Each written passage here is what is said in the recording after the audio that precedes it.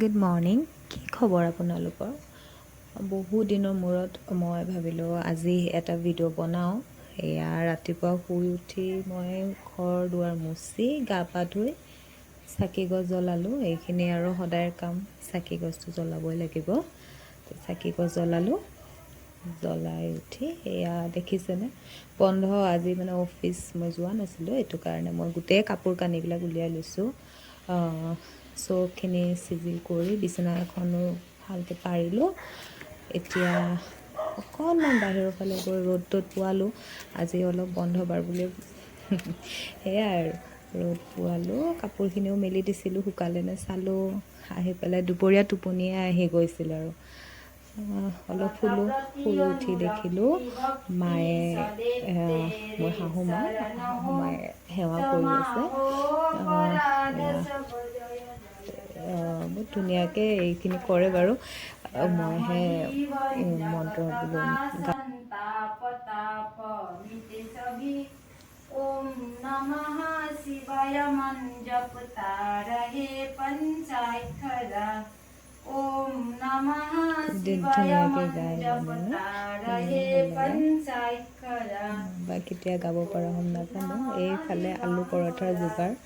আলু পৰঠা মানে আলু তাতে নায়ে ৰ'ব, মানে ফুলকবি ভাজিহে সোমাই দিছিলোঁ। ফুলকবি ভাজিৰ পৰঠাখন দেখা তেনেকুৱাহে হ'ল দেখোন।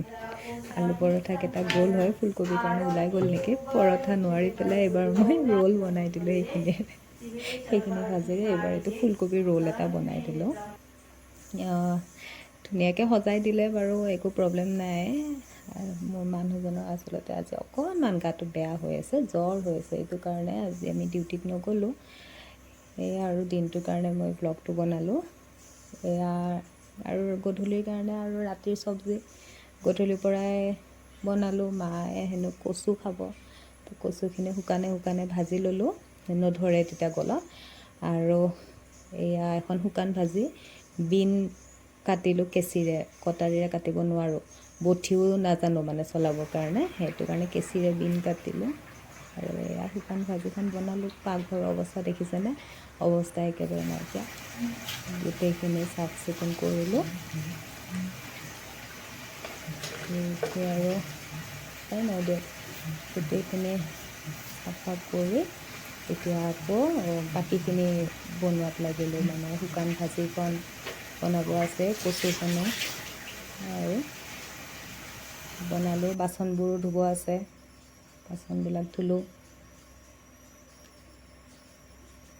মোৰ কচুখন হ'ল বনোৱা, তাতে বুটো অলপমান দিছিলোঁ। এয়া দালি উতলি আছে, গাখীৰখিনিও গৰম কৰিলোঁ। এটাৰ পিছত এটা ইমান কাম, মানে এটাৰ পিছত এটা ওলাই থাকে, মানে ইটোও বাকী সিটোও বাকী। এইখন শুকান ভাজিখন হ'ল, গোটেইখিনি চাফা কৰিলোঁ। এতিয়া আৰু বৰ বিশেষ কাম নাই। এতিয়া অকল ভাতকেইটা বহাই দিলোঁ, ভাতকেইটা খাই শুই থাকিম আৰু। সেই কালি ৰাতিপুৱা ডিউটি আছে, আজিলৈ মানে